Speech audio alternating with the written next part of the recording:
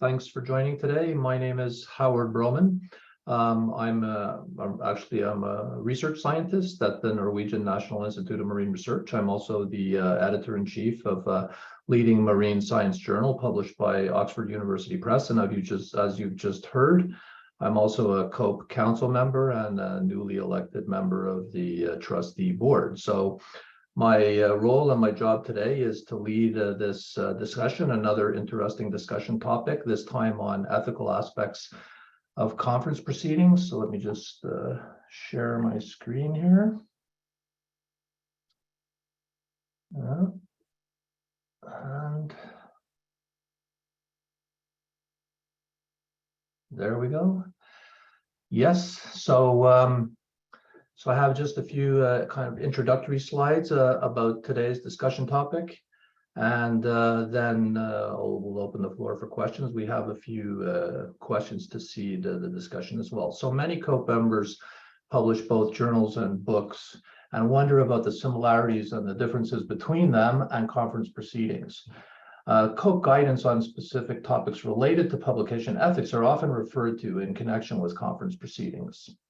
So COPE would like to investigate further the nature of conference proceedings and answer some key questions, such as the scope and definition of conference proceedings and how they have developed in recent years against the backdrop of major changes in scholarly publishing. Following COPE's mission, ethical aspects of conference proceedings are the focus of the discussion. So what are conference proceedings? Conference proceedings include a wide range of publication types, some of which are treated differently than book and journal publications, and others that are treated the same. Conference proceedings can be journals, special issues of journals, standalone books, book series, or collections of summaries or abstracts. As such, a comprehensive definition is difficult. Nonetheless, a working definition might be conference proceedings are a record of a conference, congress, symposium, or other similar academic meeting, often including abstracts, reports of papers, or full text papers submitted by the participants and presented in a variety of forms, such as books, journals, special issues, or standalone publications. So, conference proceedings are usually intended to allow a community of researchers to engage with current research prior to its publication or dissemination in another form. Like journal articles, they typically include findings, experiments, theory, best practices, and new methodologies. And conference proceedings allow researchers to explain their research in a less formal environment than they would in a peer-reviewed journal. And proceedings publications will tend to reflect this lack of formality, but not always that. Conference proceedings will allow researchers to present new concepts and methodologies when they're works in progress, so they're not fully matured. And they'll help researchers who are new to a field to connect with other researchers, research teams, or institutions doing research on a specific topic. So key differences between conference proceedings and books or journals relate to their variety of forms and conventions, such that a proceeding can not only be a book or a journal and conform to the characteristics of those outputs, but can also include aspects that are unlike books and journals, such as dissemination that is limited to those who participated in the conference and or content that consists entirely of abstracts or summaries.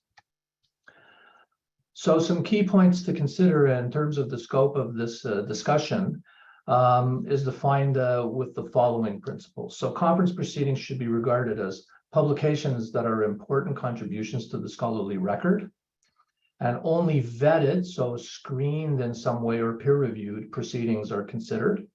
Conference proceedings should originate from a meeting associated with a particular location and time, including online meetings. Editors can rotate or change regularly of the proceedings, although there may be a more stable planning group or oversight group for all of those editors. And proceedings may become more important in the future, for example, as governments move towards immediate mandatory open access publishing. So some of the questions that come from this background might be, what exactly are conference proceedings? We've given a definition just as a default. How do they differ, if at all, from books or journals?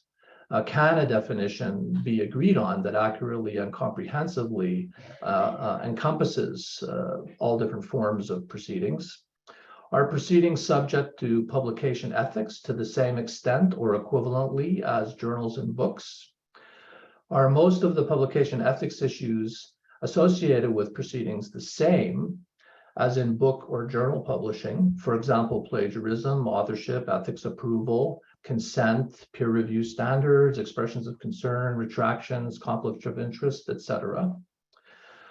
Are there ethical problems that are specific or particular to conference proceedings? For example, how to retract a paper, summary, or abstract from a proceedings?